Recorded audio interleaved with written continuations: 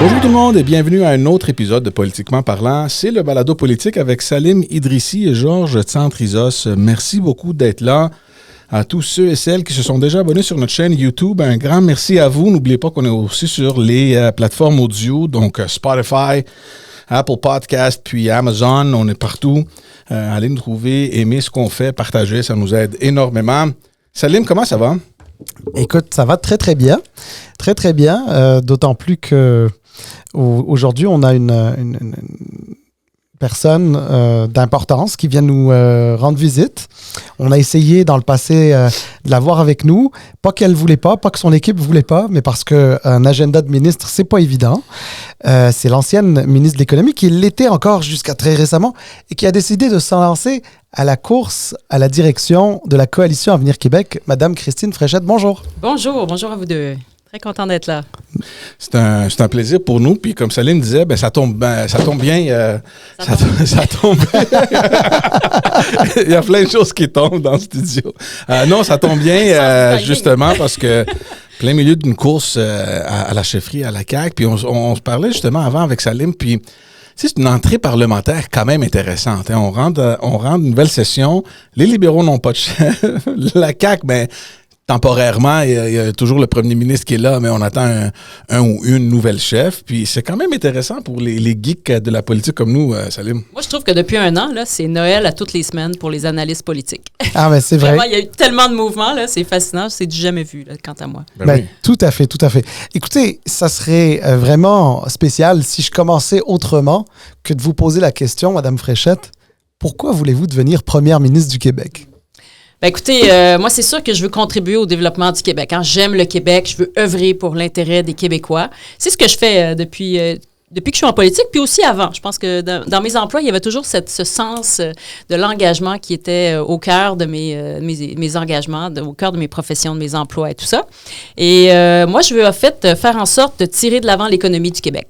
Puis ce faisant, on va mettre de l'avant nos talents, nos entreprises, on va se positionner à l'international, et au Québec et au Canada. Puis ça va nous ramener des revenus à l'État. Puis avec ces revenus additionnels, c'est d'offrir des meilleurs services publics aux Québécois.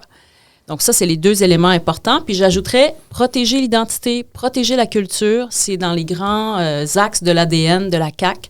Alors ça aussi, c'est un engagement important pour moi. Fait que à la fois faire rayonner notre monde, nos entreprises, générer des revenus pour offrir des services publics plus intéressants aux Québécois, rehausser, et puis protéger la culture puis l'identité. C'est les trois grands objectifs que je me donne.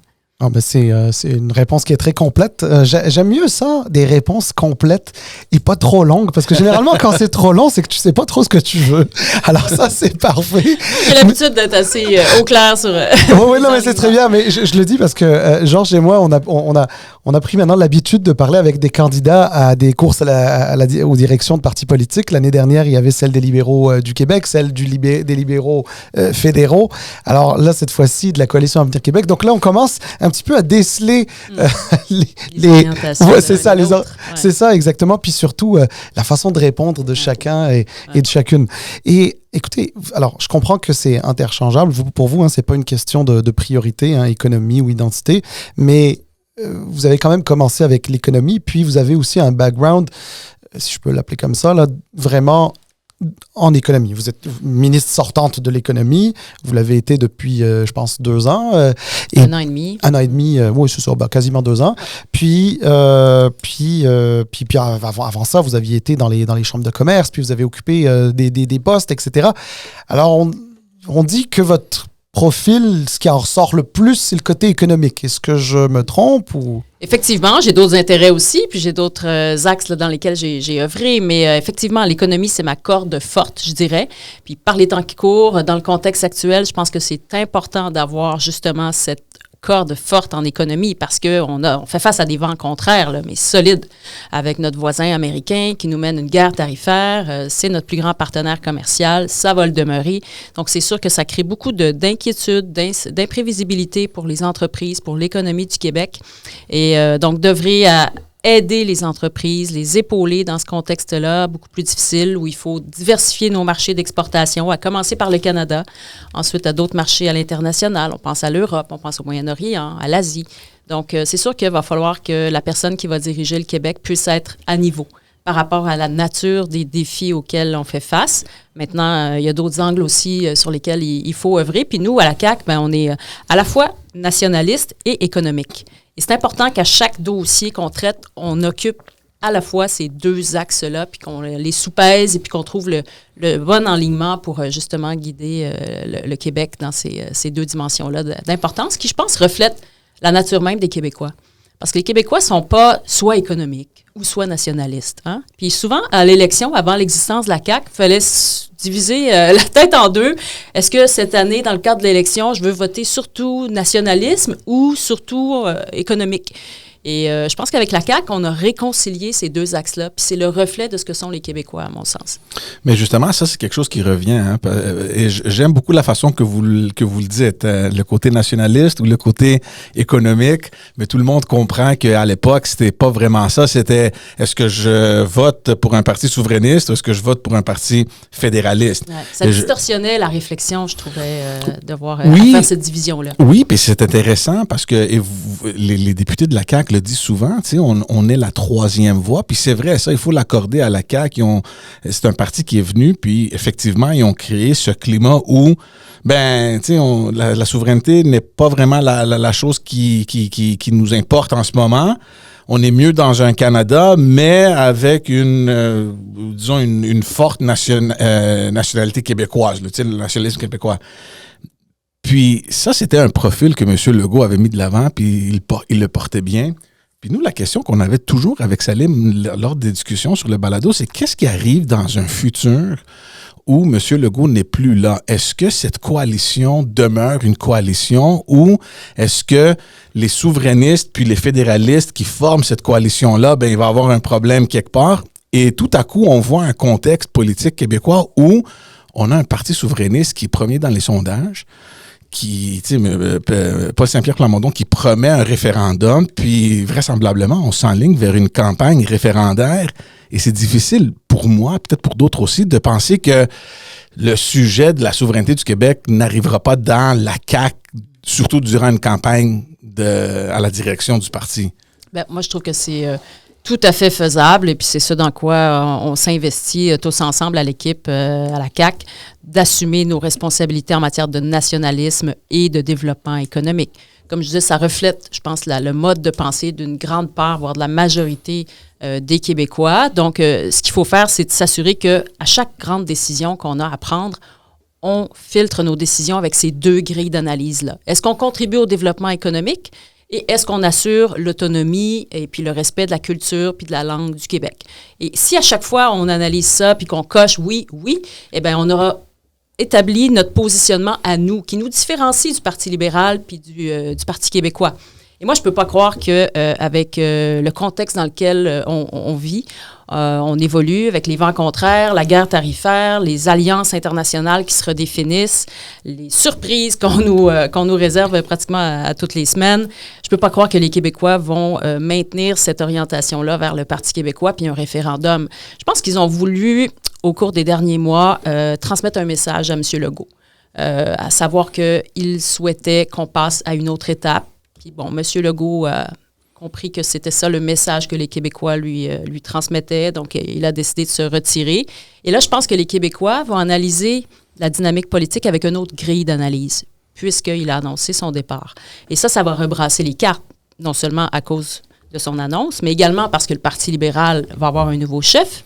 Alors ça aussi, ça vient changer la donne. Au fédéral, on a aussi un nouveau gouvernement qui est en place depuis quelques mois. Ça aussi, ça vient changer la donne. Alors tout ça mis ensemble, moi je pense que c'est très, très volatile. La carte électorale. Moi, je trouve ça super intéressant, puis on l'a déjà vu. Ben, peut-être que c'est pas le même film, mais on a vu ce qui s'est passé au fédéral avec l'élection, où tout à coup, l'entrée de l'administration Trump a complètement tout basculé. Tu sais, les conservateurs, ils étaient pas mal sûrs de leur affaire là, à Ottawa. Puis là, tout à coup, oups, c'est quelque chose qui... exactement. Donc, ça, c'est quelque chose, je pense que M. Paul Saint-Pierre Plamondon, il est déjà sur son radar. Ça allait bien longtemps. Mais ça allait bien longtemps parce qu'il n'y avait pas d'autre opposition pour devenir un choix alternatif au gouvernement. pense que le Parti québécois était comme une valeur refuge pour les électeurs quand ils se faisaient sonder. Puis là, cette valeur refuge-là n'est plus nécessaire. Donc là, ils vont se re-questionner, puis ils vont réévaluer. Et voilà, la grille d'analyse va être différente probablement. Ouais. Puis le fait que je sois une femme, moi, je pense que ça joue aussi dans la réflexion que vont faire les Québécois. On n'a pas collectionné les femmes premières ministres. Là. On en a eu une seule pendant un an et demi. Donc, je pense que là, il y a aussi une réflexion qui va être faite. Effectivement. Je vais revenir un petit peu sur l'économie, puis ensuite, après ça, on va parler d'autres choses. Mais, alors, vous êtes de la QV 2022 à la CAQ. Alors vous allez quand même vous souvenir que, tu sais, en 2018, on parlait beaucoup de zones d'innovation, puis on en a beaucoup moins entendu parler par la suite. Il y a eu aussi un petit peu tout ce qui était filière batterie, puis tu sais, c'était un petit peu la signature, j'ai envie de dire, du gouvernement Legault en matière économique. Bon, c'était aussi, des décisions qui avaient été prises aussi avant votre arrivée comme ministre de l'économie, etc. Vous, selon vous, maintenant, là, quand vous allez vous présenter devant les Québécois en octobre prochain, économiquement, qu'est-ce qu'on leur propose économiquement? C'est quoi votre vision? C'est quoi votre projet? Je suis sûr que vous en avez, donc allez-y. Oui, tout à fait. Donc, pour revenir sur les zones d'innovation, d'une part, ça, c'est encore au cœur de nos orientations économiques. On en a formé officiellement quelques-unes de ces zones d'innovation-là, notamment en aérospatial, également en technologie quantique, en système électronique intelligent, donc les semi-conducteurs. Alors, on en a quelques-unes et puis ça, c'est très important d'entretenir puis de faire évoluer ces zones d'innovation-là parce que ce sont des vrais écosystèmes qui rallient à la fois du monde des affaires, du milieu universitaire, des startups, des acteurs politiques. Et ça fait en sorte que tout ce mélange-là, les gens se parlent, collaborent entre eux, et ça fait une force vraiment qui est enviée de toutes parts, je vous dirais. Parce qu'on a une capacité de dialogue entre les différents acteurs, même parfois des compétiteurs. Si on regarde la zone d'innovation en aérospatiale, les compétiteurs sont autour de la table, puis ils collaborent, puis ils développent des projets ensemble parce qu'ils veulent positionner le Québec dans des secteurs stratégiques. Alors ça, c'est sûr que c'est une force qu'on ne va pas lâcher. La filière batterie aussi, elle continue d'exister, elle continue de se déployer. Je ne sais pas si vous êtes allé à Bécancour, mais si ce n'est pas le cas, je vous invite à y aller, à faire un tour. Il y a même un circuit touristique, tellement il y a de curieux là-bas de voir tout ce qui est en train de s'ériger. C'est la transition énergétique qui est en train de se déployer à Bécancour, certes à une vitesse plus lente que ce qu'on avait initialement envisagé. Il faut dire qu'on était au pas de course. C'était véritablement une course contre la montre à l'échelle internationale. Là, il y a un ralentissement, donc les gens ont plus le temps de réviser leurs orientations puis de prendre le temps, mais ça continue de se déployer. Maintenant, on a d'autres axes aussi. Développement énergétique, là, ça, c'est vraiment le cœur. Le cœur de notre développement économique, puis c'est Hydro-Québec qui est au cœur de ça. Puis Hydro-Québec, c'est qui? C'est vous deux, puis c'est moi, puis c'est tous les Québécois. Fait que c'est vraiment les Québécois qu'on met au cœur de notre développement économique comme ceux qui vont capter les bénéfices, les retombées de ça. On peut doubler notre production énergétique, fait qu'Hydro-Québec est à plein là-dedans. Ça se traduit notamment par une diversification de nos sources énergétiques. Fait que oui, on a nos barrages, puis on va continuer à les développer, notamment avec Churchill Falls, puis toute l'entente qu'on a avec Terre-Neuve. Là. Donc, il va falloir compléter avec le nouveau premier ministre de Terre-Neuve. Et on est en action là-dessus. Fait qu'on a ça, les barrages hydroélectriques, mais on a aussi le solaire puis l'éolien, qui sont maintenant des bases importantes de notre développement énergétique. Si on regarde, par exemple, du côté éolien, le Bas-Saint-Laurent, la Gaspésie, c'est fou. Là. Il y a un potentiel de 6500 mégawatts. C'est énorme. Et ça génère des retombées dans les communautés parce qu'on a les communautés, tant les municipalités, les MRC, puis les Premières Nations, qui sont partie prenante des projets qu'on met sur pied là-bas. Et eux vont récupérer des retombées financières. Déjà, ils ont récupéré 100 millions de dollars de retombées financières. Puis ça génère des infrastructures publiques, des arénas, des écoles, des programmes d'aide pour des entreprises. C'est vraiment du concret. Fait que ça, moi, c'est un modèle que j'adore. Là. C'est l'Alliance de l'énergie de l'Est qui a mis ça sur pied. Puis je pense qu'on peut s'inspirer de ça à l'échelle du Québec. Fait que ça, c'est pour le développement énergétique. C'est pour, je dirais, les prochains 15 ans, 25 ans. Mais une fois que ce développement énergétique-là prend place, bien là, c'est des mégawatts de plus qu'on a à notre disposition. Ce qui est fascinant, c'est qu'au Québec, nos mégawatts, ils sont verts. Fait qu'ils cadrent avec l'idée qu'il faille décarboner notre économie. Fait que ça nous rend très attractifs pour des entreprises qui veulent venir s'implanter dans un lieu où le cadre d'affaires les intéresse, puis où en plus l'énergie est verte parce que ça les aide à avoir un bilan vert. Alors ça, c'est une grande force sur laquelle il faut qu'on mise. Maintenant, dans les secteurs qui sont d'intérêt puis d'importance pour moi, bien, c'est sûr qu'il y a nos secteurs stratégiques habituels, là, l'aérospatial, par exemple, l'intelligence artificielle, technologie propre. Mais je pense qu'on peut aussi miser sur le secteur de la défense. Et puis ça, c'est un secteur qui est nouveau. Oui et non, en fait, parce que l'expertise, on l'a déjà sur le terrain. On a nos gens en aérospatial, on a nos gens en construction navale, on a des gens en intelligence artificielle, en technologie de l'information, en cybersécurité. On a les minéraux critiques et stratégiques qui servent à la fois pour la défense et pour la transition énergétique. Donc, l'expertise est là, mais on n'a jamais comme associer ça à la défense. Puis quand je dis défense, c'est sécurité aussi du territoire, protection du territoire, même les combats, les luttes contre les incendies dans les forêts, ça fait partie de la défense. Le fédéral va développer des sommes astronomiques dans les prochaines années parce qu'on rehausse notre contribution à l'OTAN, au budget de l'OTAN. Puis on veut aussi reposer sur nos propres moyens davantage, être moins dépendants des Américains. Oui, il y a un rapprochement avec les Européens, notamment les Européens. Sur le 900 milliards d'euros là, que les... Oh oui.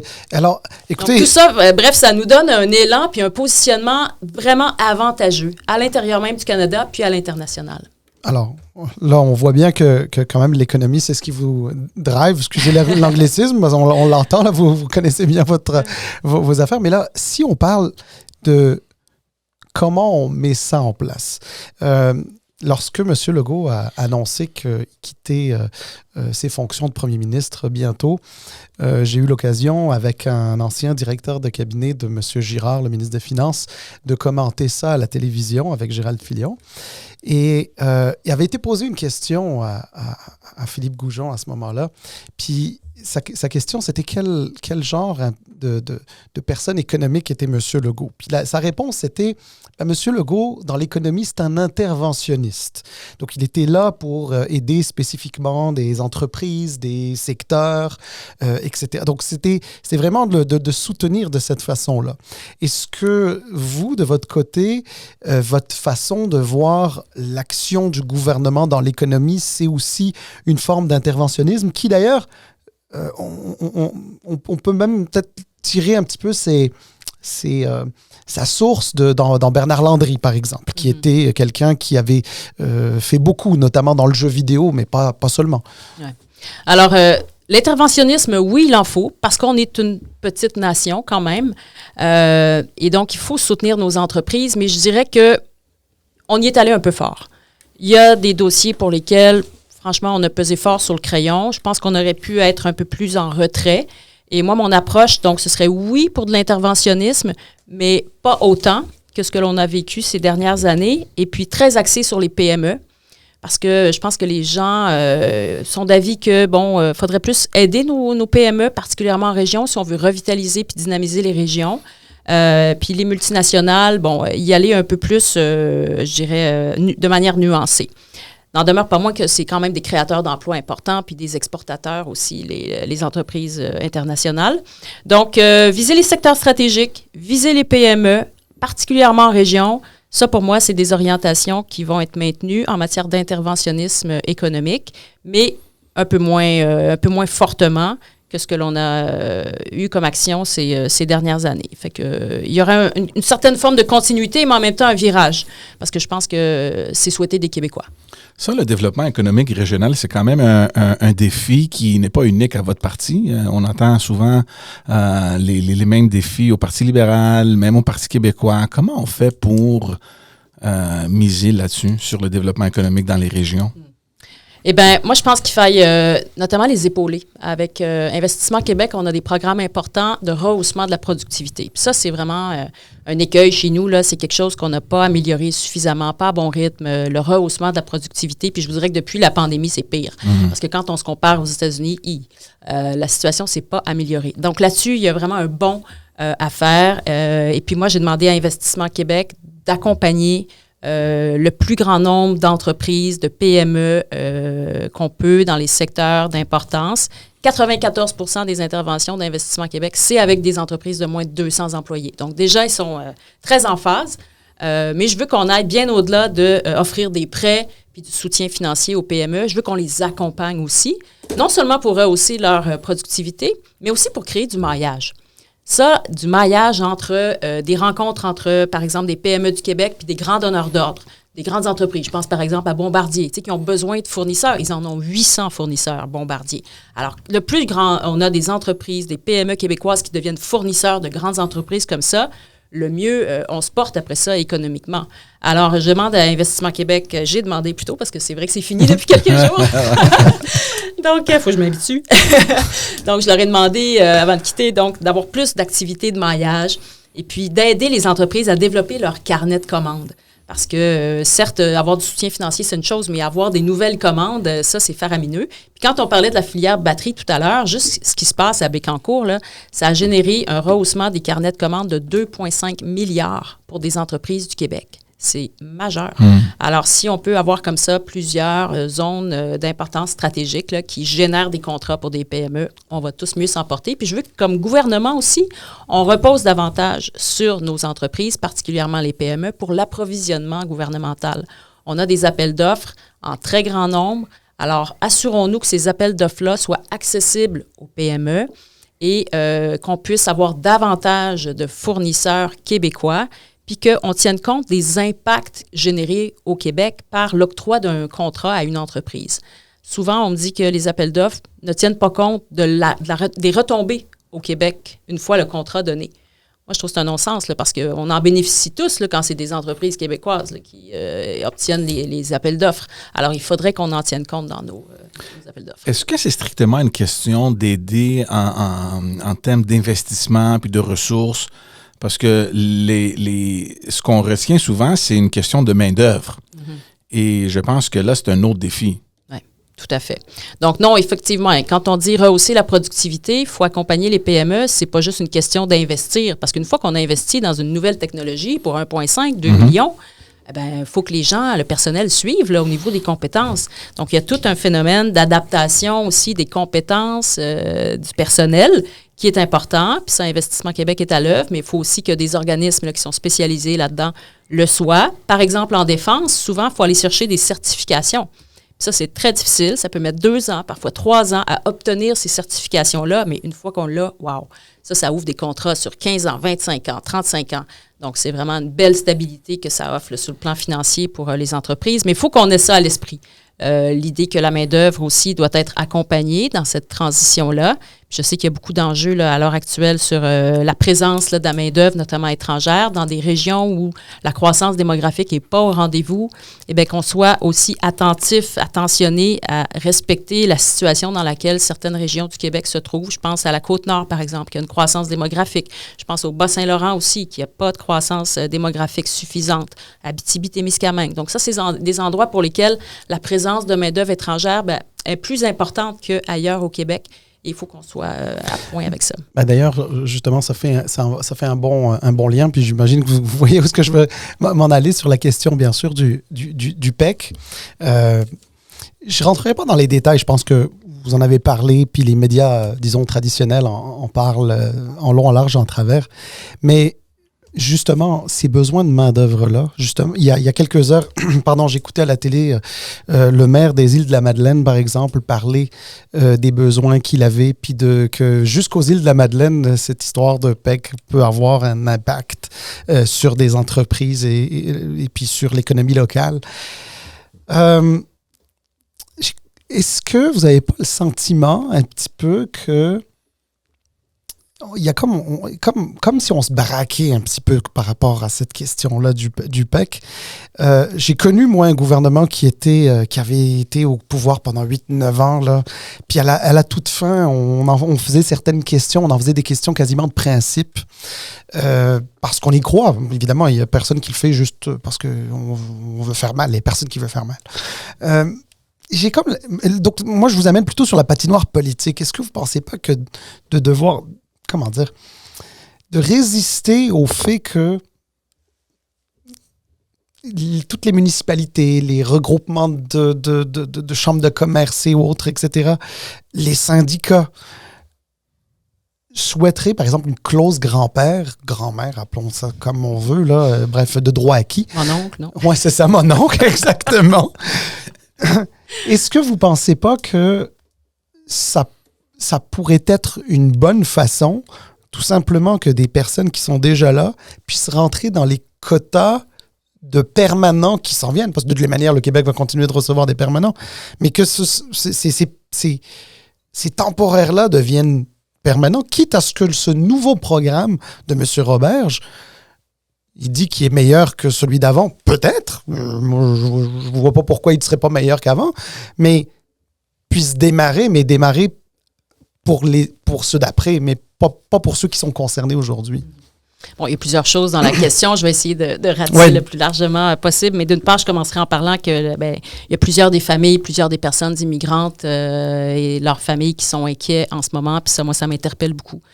Donc, c'est sûr qu'il faut trouver des solutions. Ce sont des gens qui sont, cruciaux pour le bon fonctionnement de nos économies, de nos entreprises, particulièrement en région.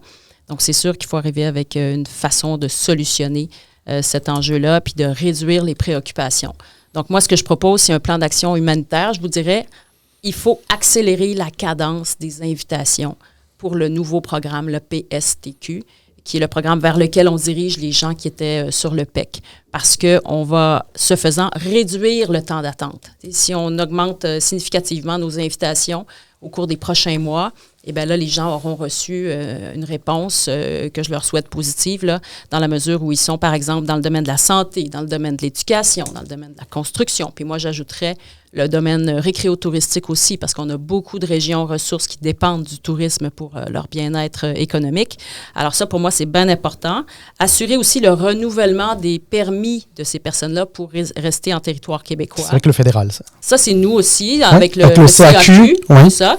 Et puis, faire en sorte que le fédéral, lui aussi, renouvelle les permis de travail. Parce qu'à la base, là, la crainte des gens, c'est parce qu'ils pensent que leur permis ne sera pas renouvelé par le fédéral. C'est ça qui crée une incertitude importante. En fait, l'incertitude, c'est aussi parce que pour eux, leur présence avec un permis fédéral leur permettait par la suite de rentrer dans un programme du Québec. Et c'est peut-être là l'incertitude. Il y a ça aussi, mais à la base, si le permis de travail est renouvelé, l'incertitude va être beaucoup moindre. La pression est bien moindre. Oui, c'est ça. La pression de très court terme, elle vient beaucoup du fédéral. Fait que moi, je suis en discussion et j'ai été en discussion avec des interlocuteurs fédéraux pour qu'ils renouvellent, parce qu'ils ont mis très bas, en fait, le niveau de présence des travailleurs étrangers dans les entreprises. Puis souvent, comme je mentionnais tantôt, il y a des régions où il n'y a pas de croissance démographique, où le nombre de retraites est important. Alors, c'est sûr que là, ça crée un vide. Donc, il faut vraiment œuvrer pour faciliter puis solutionner la permanence de leur présence au Québec. Et moi, je vais œuvrer là-dessus pour à la fois rehausser le nombre d'invitations et faire en sorte qu'on puisse avoir ces personnes-là sur le permanent, la longue durée. Mais on ne peut pas mettre en œuvre, moi j'ai été ministre de l'Immigration pendant 2 ans, là, on ne peut pas mettre en œuvre une clause grand-père. C'est une fausse promesse.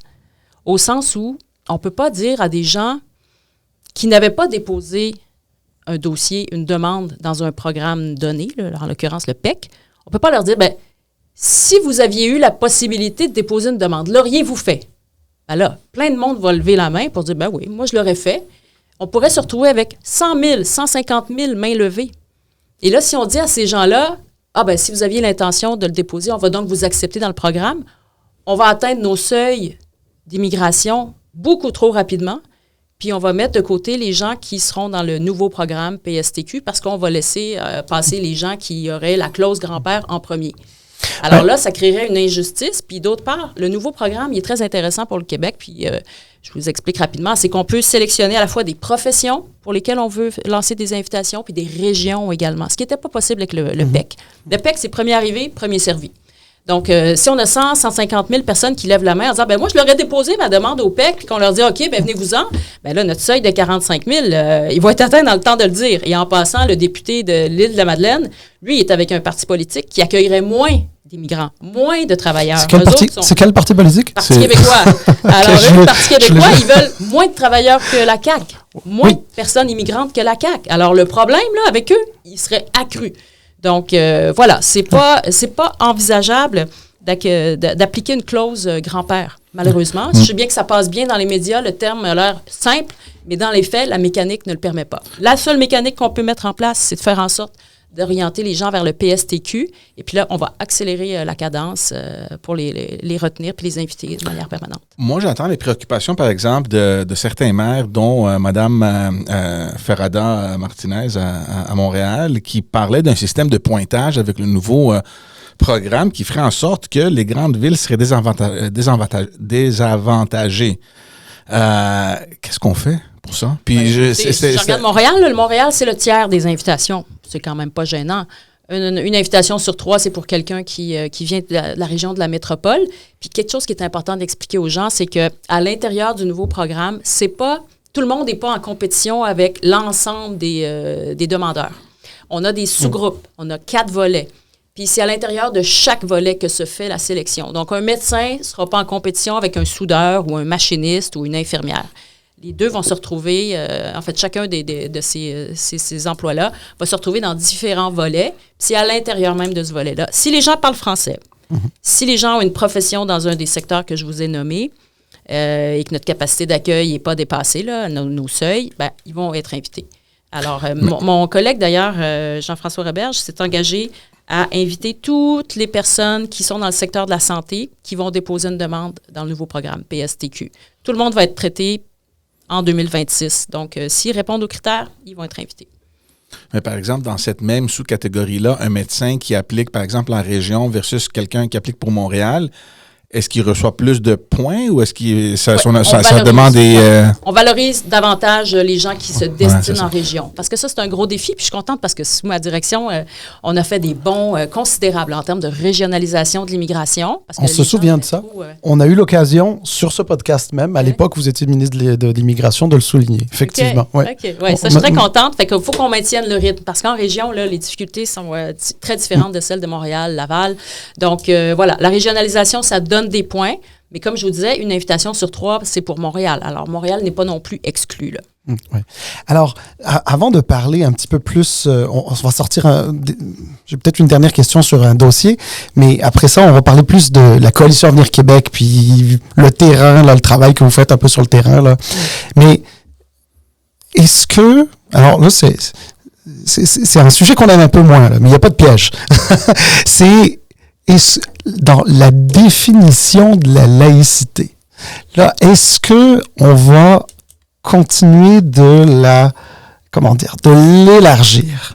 Là, je m'explique un petit peu parce que effectivement, la laïcité, c'est un principe au Québec qui est extrêmement important et je pense que tout le monde y tient. Ensuite, chacun voit comment on y parvient, peut-être parfois de manière différente.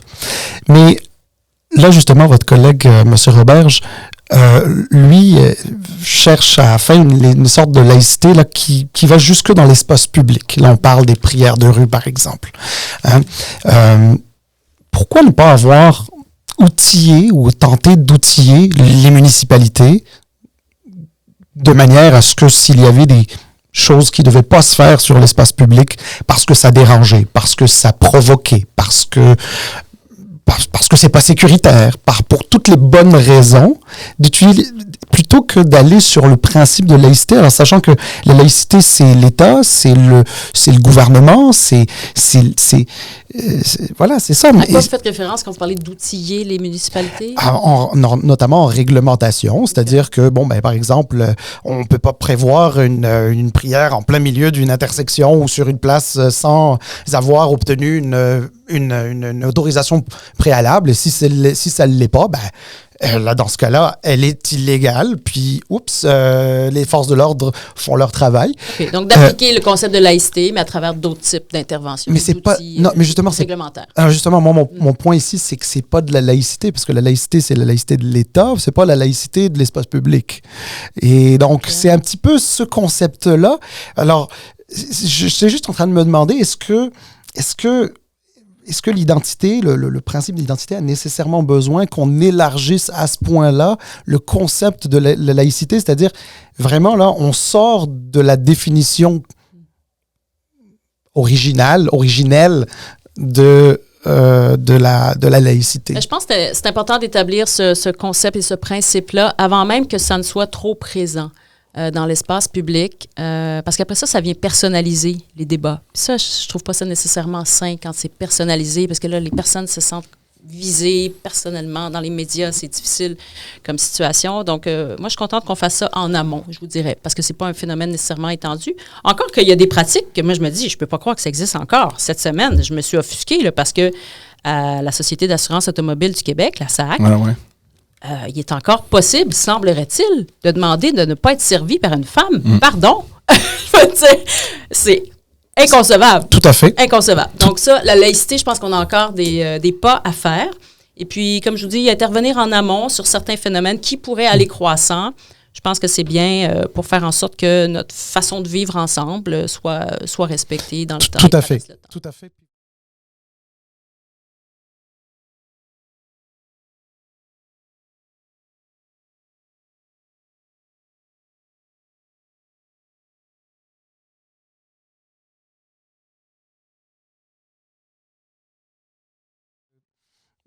D'aller prier dans la rue, puis ça veut pas dire que ça devrait se faire n'importe comment, là. Puis c'est pour ça d'ailleurs que je pense que il aurait mieux valu équiper les municipalités, je sais pas moi, les forces de l'ordre ou autres, d'outils qui permettent de déterminer si c'est faisable ou pas faisable, puis que ce soit inscrit dans la pierre. Ben, je pense que tout le monde doit être outillé dans la mesure de ses moyens, puis en fonction de ses responsabilités. Donc, pour moi, les municipalités, les MRC, qu'elles soient outillées pour ça, j'en suis.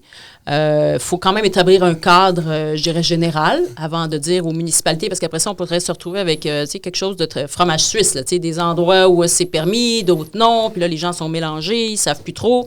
Donc, en matière de laïcité, je pense que ça prend un cadre global, puis après ça, que les municipalités fonctionnent à l'intérieur de ce cadre-là avec leurs propres moyens. Je pense que ça va être sain. Très bien. Alors, parlons maintenant de votre campagne. Vous allez sur le terrain, vous allez partout. Dites-nous tout. La caisse. Dites-nous tout. Dites-nous où est-ce que vous allez, qui est-ce que vous rencontrez. Dites-nous un petit peu. C'est génial. J'adore ça. Alors, écoutez, j'ai fait une première annonce. J'étais à Rivière-du-Loup lundi. Donc, c'était après mon lancement de campagne, là, il y a quelques jours à Trois-Rivières, parce que je rappelle que je suis native de Trois-Rivières, donc c'est pour ça que j'ai lancé cela. Mais lundi, j'ai fait une première annonce à Rivière-du-Loup, puis c'était vraiment super le fun. J'ai rencontré plein de gens, j'ai été dans des commerces, j'ai fait une activité avec des militants, j'ai fait de la radio là-bas sur des enjeux régionaux avec ma collègue Amélie Dionne, députée là-bas. Donc, ça a été une occasion pour moi d'annoncer de faire une première annonce en matière d'habitation. J'ai indiqué que pour moi, l'accès à la propriété pour les jeunes était important. Puis j'ai annoncé une mesure, en fait plusieurs mesures, dont une qui dit qu'on va vous rembourser. On va rembourser aux premiers acheteurs d'une propriété la taxe de bienvenue jusqu'à un certain niveau, mais quand même, c'est un remboursement très significatif. Et avec ça, j'ai indiqué aussi qu'on allait bonifier les programmes pour les logements abordables et puis œuvrer davantage aussi avec le préfabriqué. Donc ça, c'est un modèle, une façon de faire au Québec qui permet d'être plus rapide puis souvent à moindre coût. Donc, je pense qu'on a besoin de... Modulaire. C'est ça. On a besoin d'agir plus avec... d'en faire plus une référence, là, le préfabriqué. Et j'ai l'occasion de voir dans ces activités-là, j'en ai eu une autre hier, qu'il y a une effervescence sur le terrain. Vraiment, je pense qu'il y a un regain d'intérêt pour la CAQ. Les gens veulent me connaître aussi, parce que, souvent, les gens... et ceux qui sont moins férus de politique, là, pas comme vous, là, mais les gens ne me connaissent pas nécessairement au niveau de la personnalité. Là. Fait que là, pour moi, c'est l'occasion d'échanger avec eux autres. Hier, j'étais à Magog. J'ai trippé. Donc, il y avait 75 personnes, 80 personnes. J'ai parlé avec chacune des personnes et j'ai réalisé que vraiment, plusieurs personnes ont acheté leur carte du parti puis me disent, moi, je vais voter pour vous. Je n'avais pas voté pour votre parti ces dernières élections, mais là, vous m'inspirez. Il y en a un autre qui m'a dit, ça fait 40 ans que j'étais en dormance politique. J'étais super politisée quand j'étais jeune. Puis il dit, vous m'avez réveillée. Et il dit, je suis tellement content de vous parler. Il dit, j'ai acheté ma carte, puis je vais vous aider, puis qu'est-ce que je peux faire?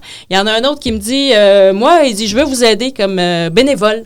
Puis il dit, pas 3-4 heures semaine, là. Non, 35 heures semaine. Fait qu'il dit, comptez sur moi. J'en ai fait 7-8 des politiques, des élections. Puis il dit, je vais être là à plein pour vous. Je dis, wow! Tu sais, vraiment, je sens qu'il y a un engouement, un intérêt, une curiosité. Fait que ça, moi, ça me stimule au bout.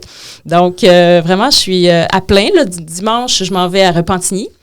Alors, on va faire un brunch là-bas, encore pour rencontrer les militants. Et puis, Mon Ça, c'est équipe Pascal est en- Derry aussi, là, je Ouais, pense. Pascal Elle est dans Derry, votre équipe, je crois? Qui est dans mon équipe Oui. également, qui m'appuie. Là, je suis rendue à 27 appuis. J'en ai eu un nouveau hier. Donc, très contente de ça. Vraiment, c'est ma plus grande fierté là, de voir qu'autant de députés puis ministres m'ont appuyé tellement rapidement aussi. Ça m'a un peu soufflé. Alors, je m'en vais à Repentigny dimanche. Puis après ça, c'est entre les mains de mon équipe. Ouais. On construit l'avion en plein vol. Sérieusement, là, Ah non, mais c'est pas évident. mon organisateur là, en chef, je l'ai rencontré une première fois la veille de mon premier événement. Mon responsable du contenu 3 jours avant mon premier événement, c'est vous dire à quel point là, l'équipe se crée. Mais ça s'est passé quand même rapidement aussi. Oui, là. oui, oui.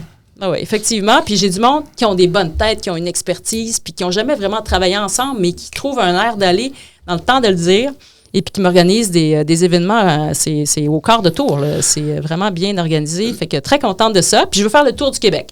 Le tour du Québec avant la mi-mars, là, donc c'est quand même important comme type de déplacement. Mais moi, c'est ce que j'aime faire. Quand je suis arrivée à l'immigration, ma première demande, ça a été de dire, je veux faire le tour du Québec. Je vais aller rencontrer les intervenants des milieux économiques, politiques, communautaires qui œuvrent dans le domaine de l'immigration. Fait que j'ai fait ça pendant 2 mois. Et j'ai fait l'ensemble des régions du Québec. Et puis, même chose à l'économie. Bien là, l'économie, c'est le contraire. En fait, c'est que d'emblée, tout le monde venait me voir parce qu'on avait une commission parlementaire qui commençait 4 jours après ma nomination. Fait que tout le monde était venu me voir. Fait que c'était comme une tournée du Québec à l'envers. Alors, voilà. Ça, c'est aller parler aux gens. Moi, c'est très stimulant. Mais ça là, m'énergise. Dans la tournée, éventuellement, vous allez vous rendre certainement dans la région de Québec. Puis là, on revient avec le 3e lien. Il fait une Le autre... 3e quoi? Le quoi? Tu sais, c'est comme le petit bobo que personne veut toucher, là, tu sais. Mais... Personne, ah oui. Ouais, ben, tu sais, J'ai vu. il revient en surface, là, Mais le 3e lien. moi, je me pose juste la question, est-ce qu'à politiquement parlant, on va avoir un scoop ou on va pas l'avoir? Mais c'est ça, On parce Il y en a que... d'autres qui ont essayé avant vous. Ouais, voilà. On est encore dans le quelques jours. Non, Donc, mais il y a beaucoup de pression là, sur vous là, de vous prononcer. On sait que M. Drainville, il n'a pas tardé.